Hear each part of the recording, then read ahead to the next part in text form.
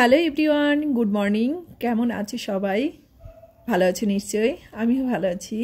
বরাবরের মতো আমি আমার আরেকটি নতুন ব্লগ নিয়ে তোমাদের সামনে চলে এসেছি। আর তোমরা যেখান থেকে আমার ভিডিওটা দেখছো তোমাদের সবাইকে অনেক অনেক ওয়েলকাম।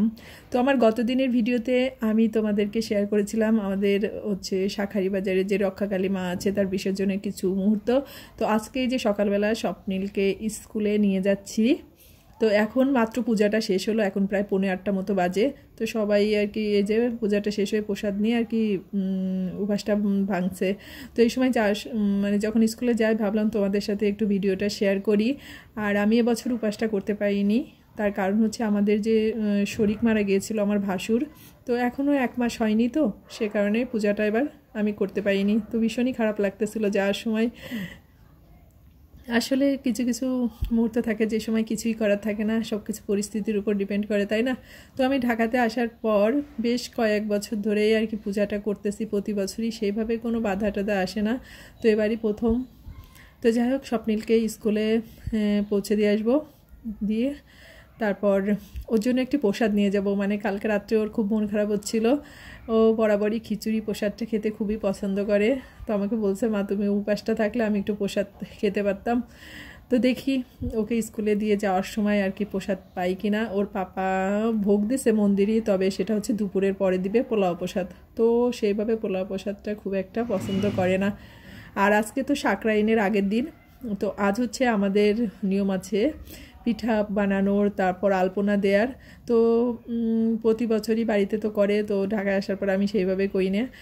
তো এবার শাশুড়ি মা আসার সময় একটু দুধের ক্ষীর করে দিয়েছে, বলছে পৌষ সংক্রান্তিতে একটু পিঠা টিঠা বানায়ও, মানে নিয়ম রক্ষার জন্য। তো যাই হোক, মানে বাসায় তো দুপুরে তো গ্যাস থাকে না, তো সন্ধ্যার পরে এটা করব। তো স্বপ্নিলকে আর কি স্কুলে দিয়ে বেশ খানিকটা সময় আর কি দাঁড়িয়েছিলাম, মানে ওদের অ্যাসেম্বলিটা শুরু হওয়ার আগ পর্যন্ত আমি দাঁড়িয়ে থাকি। তো আসার সময় একটু প্রসাদ পেয়েছিলাম, এই যে খিচুড়ি প্রসাদ। তো স্বপ্নিলও স্কুল থেকে চলে আসছে, তো এই যে প্রসাদটা, খিচুড়ি প্রসাদটা আর কি খাবে। আর এবার তো 2 দিন আর কি সাকরাইনটা পড়ছে। আগের দিন হচ্ছে সরকারি মতে, তো এটা হচ্ছে মুসলিম যারা আছে সেরা মানে তারা পালন করে আগের দিন, আর আমাদেরটা একদিন পরে হয় পঞ্জিকা মতে আর কি। তো যাই হোক, আজকে যে অনেক এলাকায় আর কি সাকরাইন পালন করা হচ্ছে। তো আমি বিকালে আর কি ছাদে উঠেছিলাম, ভাবলাম একটু তোমাদের সাথে শেয়ার করি। আর আমাদেরটা আগামীকাল হবে, অবশ্যই তোমাদের সাথে শেয়ার করব। স্বপ্নিল এই যে ঘুড়ি ওড়ানোর প্র্যাকটিসটা করছে। তো সন্ধ্যার আগে চলে আসছি নিচেই। এই যে মানে আগেই দুধটা ফ্রিজ থেকে বের করে রেখেছিলাম, দুধের ক্ষীরটাও বের করে রেখেছিলাম। দুধটাকে জাল দিয়ে দিয়েছি, আর স্বপ্নিলকে 1 কাপ দুধ দিয়ে দিলাম। আর এখন হচ্ছে পাটিসাপটা পিঠে করব আর তেল চিতই করব। তো পাটিসাপটা পিঠের জন্য একটু ময়দা নিয়ে নিলাম, আর চালের গুঁড়ি নিলাম, আর একটু চিনি নিয়ে ভালো করে আর কি এটাকে মেখে তারপর দুধ দিয়েই আর কি পিঠের এই ব্যাটারটাকে একটু গুলে নেব। তো এখন হচ্ছে খেজুরের গুড়ের সময়, খেজুরের গুড়টা থাকলে ভীষণই ভালো হতো। তো আপাতত হাতে খেজুরের গুড়টা নেই, মানে বাড়ি থেকে আসার সময় আমি একটু খুঁজেছিলাম, কিন্তু ওই সময় পাইনি। আগে থেকে খেয়াল করলে আনতে পারতাম, তো অতটা খেয়াল ছিল না। তো যাই হোক, চিনিটা দিয়েই কাজ আর কি সেরে নিব। আর সামনে তো মা পাঠাবে গ্রাম থেকে, ভাই যেহেতু গ্রামে গেছে, তখন আর কি খেজুরের গুড় দিয়ে খাওয়া যাবে। তো এখন নিয়ম রক্ষার জন্য যেটা আছে সেটা দিয়েই আর কি পিঠা বানিয়ে নিব। তো এই যে আমি পাটিসাপটা পিঠেটা বানিয়ে নেব। তো পাটিসাপটা পিঠেটা আমি আগের থেকেই ভালোই বানাতে পারি, মানে আমি যেটা পারি সেটা আমার কাজ চলে যায়।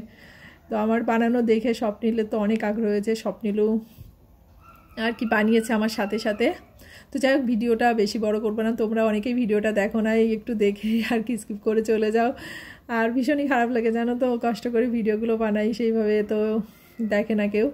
তো যাই হোক, আমি পিঠেগুলো সবগুলো বানিয়ে নেব। আগে পাটিসাপটা পিঠে, তারপর হচ্ছে তেলচিতেই করব। তো তেলচিতের কারণেই আমি আর কি এই কড়াইটাতে পিঠেটা বানানো শুরু করেছি, কারণ এই কড়াইতে বানালে কি হবে, তেলচিটেটা আর কি কড়াইতে লেগে যাওয়ার কোনো ভয় থাকবে না। এই জন্য আগে পাটিসাপটা পিঠেটা বানিয়ে নিচ্ছি। আর প্রতিবার কিন্তু ব্যাটারটা দেওয়ার সময় অবশ্যই গোলাটাকে ভালো করে গুলে দিতে হবে, মানে এটা অবশ্যই করতে হবে, না হলে দেখা যায় নিচে আর কি জমে যায় ব্যাটারের যে লিকুইডটা। তো যাই হোক, আমার পিঠেগুলো বেশ সুন্দর হয়েছে, শুধু কালারটা হয় নাই, সেটা হচ্ছে খেজুরের গুড় থাকলে সুন্দর একটা কালার হতো। তো যাই হোক, চালের গুঁড়াটা ফ্রিজেই তো ছিল, আর মানে আটাটাও বাসাই ছিল, তো খুব একটা ঝামেলা হয় না। আর মা যেহেতু বাড়ি থেকে দুধের ক্ষীর দিয়ে দিয়েছে, তো ঝটপট আর কি সব কিছু করে নিয়েছি, বেশ ভালো হয়েছে। মানে যে কোনো মানে যে উৎসবে যে জিনিসটা সেটা কিন্তু না করলে দেখবা ভালো লাগে না। আর এই কালচারগুলো কিন্তু মানে বাচ্চারা বুঝতে পারে না, তো ওদের কিন্তু মানে বোঝানোর জন্যই অনেক সময় এগুলো করতে হয়, কারণ ওরা তো বড় হয়ে বলবে যে আমার মা এটা করতো। আমরা যেমন এখন বলি যে আমার মা এটা করতো ওইটা করতো, মানে আমরা গল্পে বলি তো এগুলো, তাই না?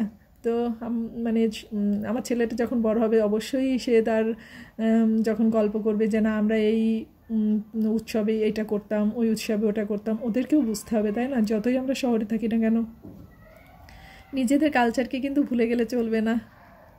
তো সব কিছুর সাথেই বাচ্চাকে মানে পরিচয় করিয়ে দেওয়া ভালো।